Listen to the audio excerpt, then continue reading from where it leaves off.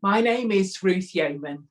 Welcome to this short video about craft through worship. Lent has just begun. We would like to offer you some resources for reflection and some crafting ideas for this season. Our theme this month is boundaries. Planet Earth is not flourishing. Human beings have overstepped the mark and misused their capabilities. Jesus spent time in the desert wilderness and was faced with his own power and possibilities. He had choices to make about how he should use his power. Roy will reflect on boundaries and how Jesus offers hope in a world which is fractured and broken in many ways. And Rachel offers us craft ideas using simple materials, most of which we have at home, to express our own thoughts and ideas.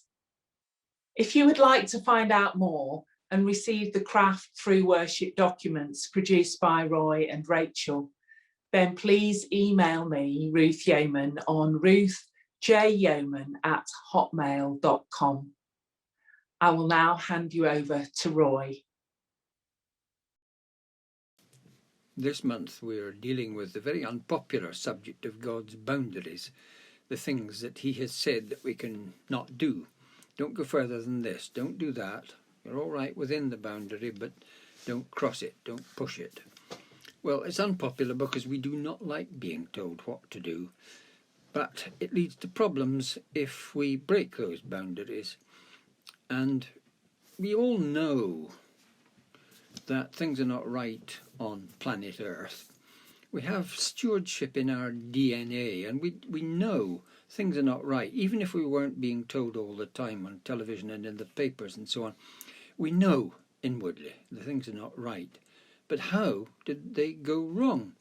Well, the first few chapters of the Bible give us an account of that, in that Adam and Eve were deceived, and they broke the one boundary set by God for them and ate from the tree of the knowledge of good and evil that they shouldn't have eaten from, and thus came to know evil as well as good, as we do to this day. This is the nasty bit, when we break God's boundaries. Up until then it can be a nice story, but now, when it comes to us, we break boundaries and there are consequences. And in Genesis chapter 3, God spells out the consequences of Adam and Eve breaking the boundaries, and they are appalling. Discord and death are introduced into the world, which weren't there before. Now childbearing is painful, and so is work. Marriage relations are distorted, and the functioning of creation is dislocated. Work becomes toilsome, and God is more distant. He no longer walks in the cool of the evening talking with Adam and Eve. It's a lovely picture, but it's not there anymore. And humanity was put on earth as God's image, representing him on earth, and that image is now sadly distorted. And the cure which God then set in motion is that he provided clothing for Adam and Eve from animal skins, which meant that the animals had to be sacrificed, and then they were expelled from Eden, and the return to it was guarded by cherubim with flaming swords. And then evil spreads worldwide. God sends a flood for a fresh start. Animals now fear man and are food for them. And then after that, God sets about providing a rescue program. It's based on faith, and it begins with Abraham, and down the ages led through Israel to Jesus. And he died on the cross to gain for us re-entry into the garden of God's presence, and helped by the flame of the Holy Spirit, who guides us on the way and sets about transforming us. And for the completion of this repair to human stewardship, all creation waits with eager longing when it will be set free from its bondage to decay and futility. It's a wonderful thing to look forward to. We find that passage in Romans chapter 8, verses 19 to 21. But, I mean, that's the background, but what are the questions for us now? And I think the first question is, what part does God want us now to play, using our gifts and talents, including creativity and crafting? And, second question, what boundaries has God set for us?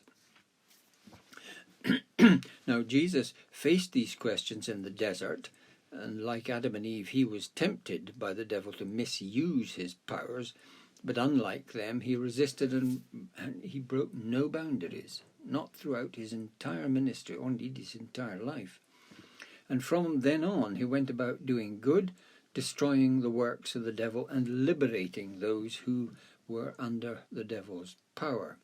So, now, this week, can we, in our crafting, represent this in any way? Stewardship and boundaries, or the Garden of Eden and the desert that people were expelled into and that Jesus went into to face temptation, or the liberation of creation from its bondage, or the Spirit's fire and help and guidance that he offers us. Can we represent that? And most of all, perhaps wonderful to look forward to, can we represent somehow the perfected repair of us and all creation to be the way that God always wanted us to be? The thing that we have to remember is that the grass is not greener beyond God's boundary.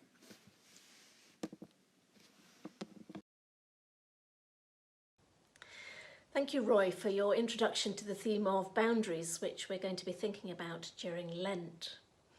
And this is an introduction to your craft starters for 10. And as always, you're very welcome to pick up the ideas that I'm going to give you today and either develop them for yourself or to do something completely different. Anything is welcome. I'm sure that most of us, at least in childhood, have used the technique of wax resist painting. So this is where you add a design to paper using materials that are resistant to water, and then you paint over the top to then see the image that you've created.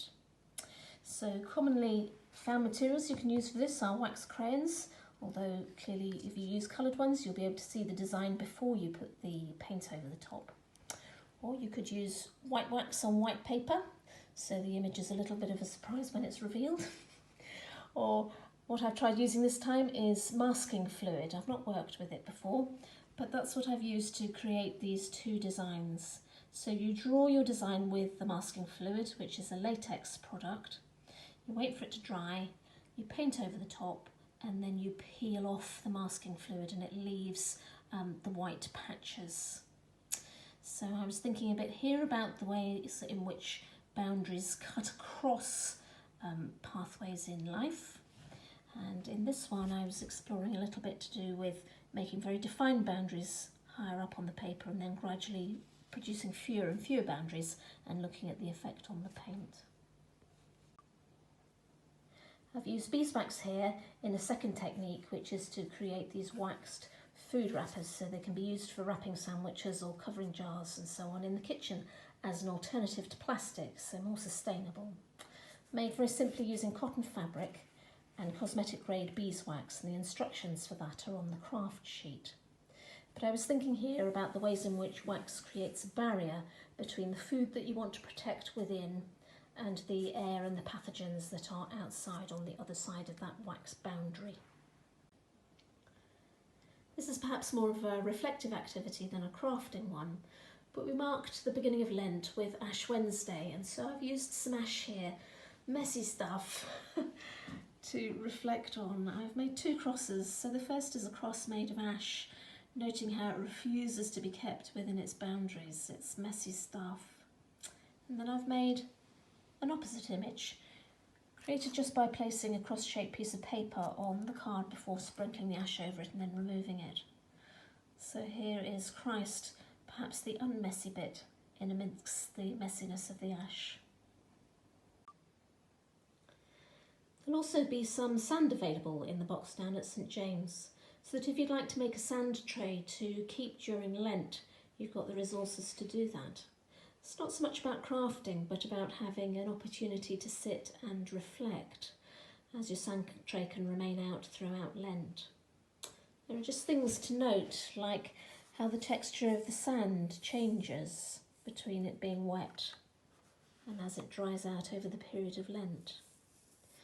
And you can add things to it that are meaningful and helpful for you. Perhaps you'd like to change what's in it each week. So I've got an oil lamp here and some rocks. There's a fossil here and some rocks that I've picked up on my journeys.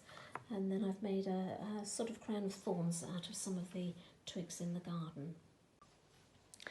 We hope you've enjoyed the material that we've put together for you, both for your reflection and for your crafting. And if you'd like to send photographs or material that you've reflected on over Lent to the group, we'd be really pleased to see them. And the email address for sending them to is on the bottom of the crafting sheet. In the meantime, on behalf of the Craft Through Worship team, we'd like to wish you a very blessed Lent.